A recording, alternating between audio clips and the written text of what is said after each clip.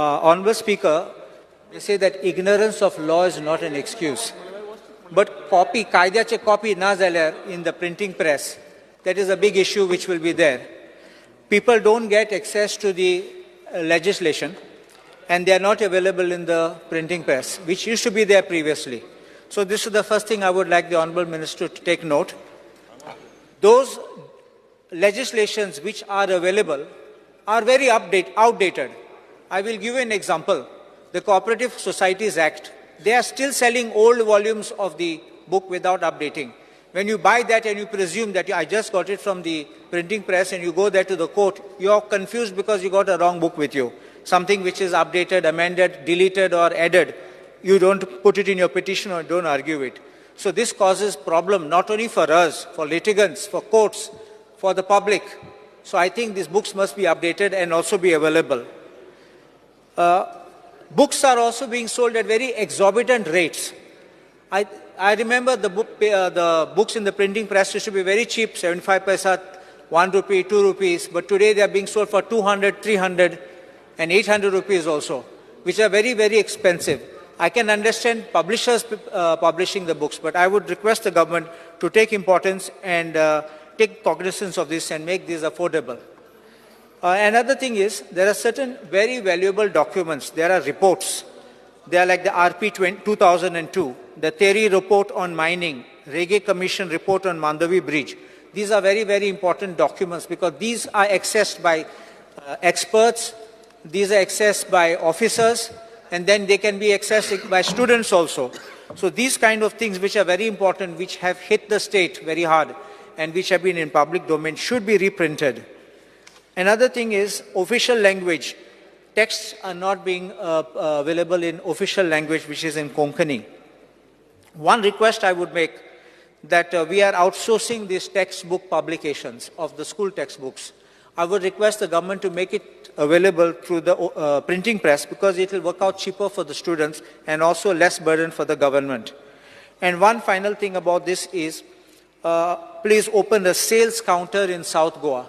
Because whenever I was staying in South Goa, it was always difficult. It was all right, I was coming to Panjim every day to the High Court.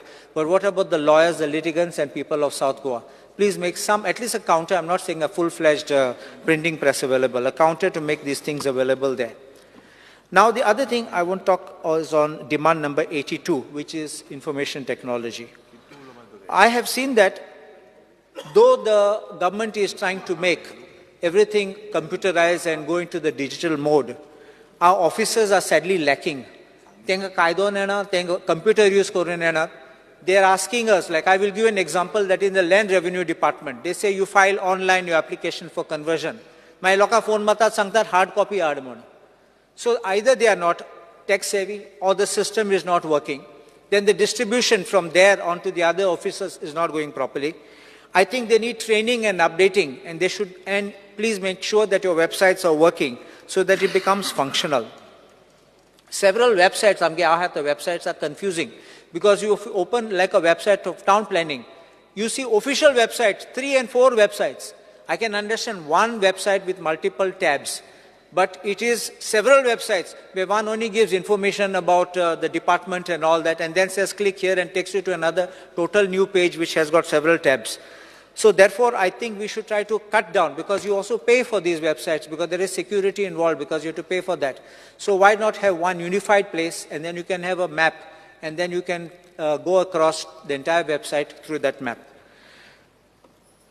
Now, there is one more issue about contract staff of IT technology. There was contract staff which was taken in 2013. This I'm not talking about making them regular.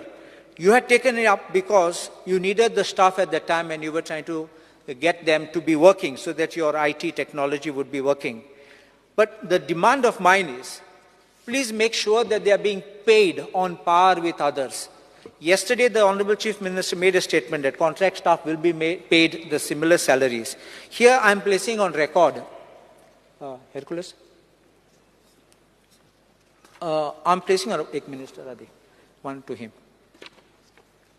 I'm placing on record an office memorandum of 2013, which speaks about contract staff which is being appointed.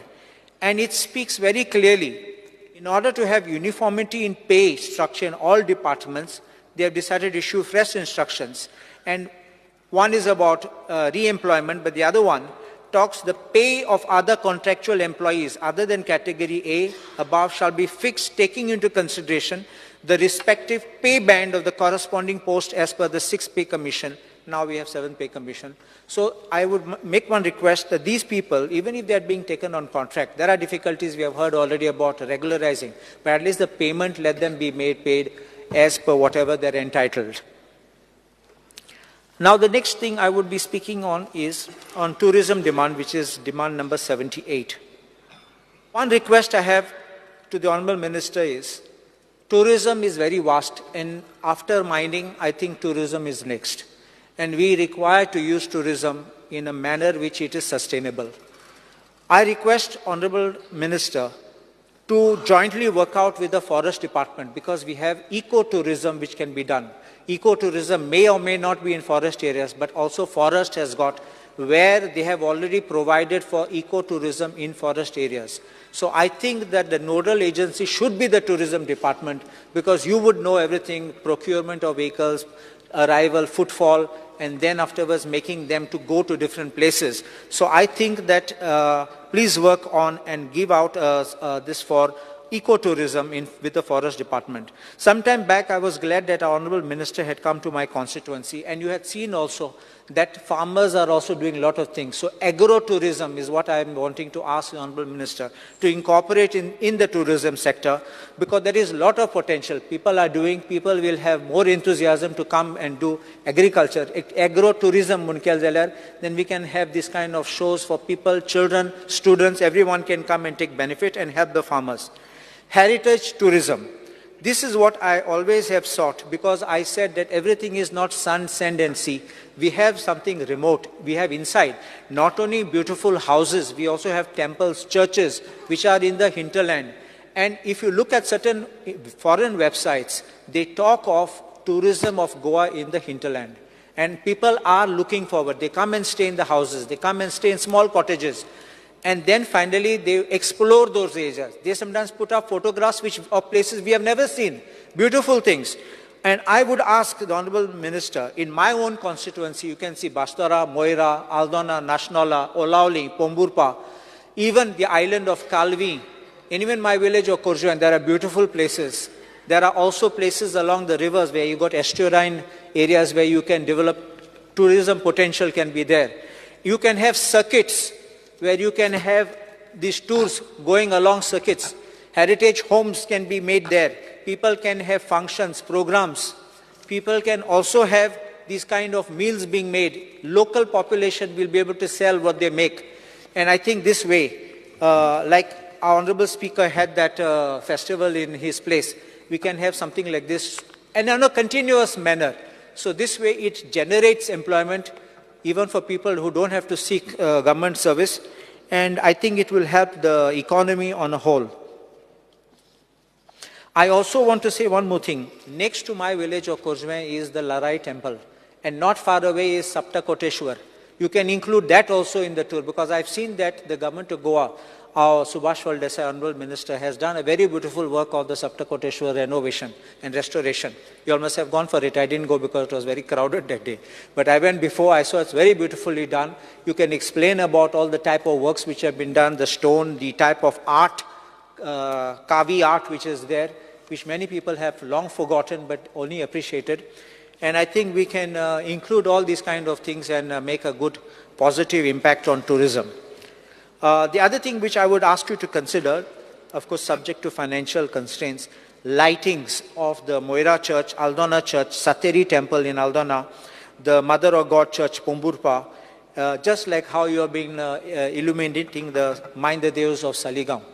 So this will always give us the chance to showcase this in daytime or in night, so that we can have even tourists coming to watch that time. I would also make urgent plea, fervent plea to the Honorable Minister in relation to developing tourism, because we have long waterways, and if you look at it, if you go down south, other states like Kerala I've seen, they are using the waterways for tourism. आमी ते water boats, houseboat कोत्तात. I'm not necessarily only houseboats. Houseboats will be one part of it because we got the Mapsa River coming right up to Aldona and going beyond.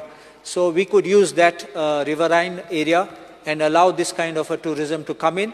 We can also have day trips where people can come in. People used to go before to that Peña de França, and then they would go there, they would have a musical show and they would go away. Something like this on these lands, these things could be revived so as to promote agriculture in a better way. There is one more thing which I want to ask the government to consider very strictly, is about being a little strict, I would say stringent, with the tourists who come and misbehave. This is a common problem which we are facing throughout Goa. I would request the government to bring in some legislation, some orders, so that we can have some sanity in this kind of tourists who come, and so that they don't misuse and don't make other tourists uncomfortable and make them go away.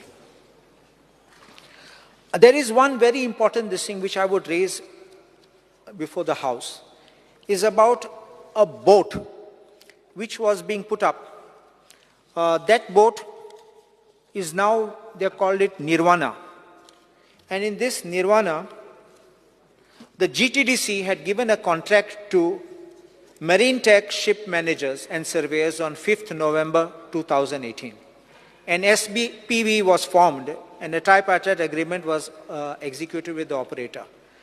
Charter period 20 वर्षाचो आणि GTDC फारीक कोत्ता 19,80,000 आणि per month to end GST is extra.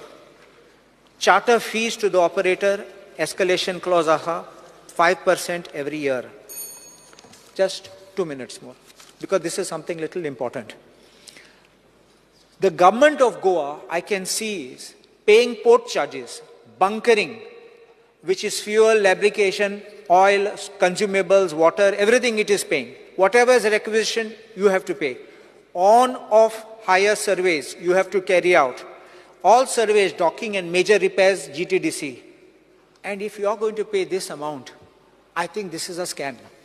I think the government must review this, because you can't drain out your funds to make payment to an operator who will have merry, and you will only collect petty amount of revenue of tickets. How much will you get on a ticket? And you're going to pay lakhs of rupees? If it's 19 lakhs, you multiply 20 lakhs a year, a month. Multiply just by 10, it becomes 2 crores. So another 2 means 2 crores, 40 lakhs you are going to pay, excluding GST. I think you are going to be draining your coffers, and I think that the government must order an inquiry as to how this has happened and how the money is flowing. I have also come to know that the government has already given an advance of 2 crores to Celestial Cruises and Hospitality at interest-free rates, which is, I think, very ridiculous. We should have had certain guarantees and clauses. I demand that the government should examine this, look at the legal aspect of it, because now that you have entered an agreement, it's a legal agreement. But you can, if it is inequitable, and you can terminate this agreement and make sure that the government stops paying. I can then let you pay for the boat and they give you a boat and you run the boat. But it's not this way. You give the money, they build a boat and give somebody else to run. This is the way it is going on. And on top, you're paying for it. So I demand that at least stop this and get sanity back.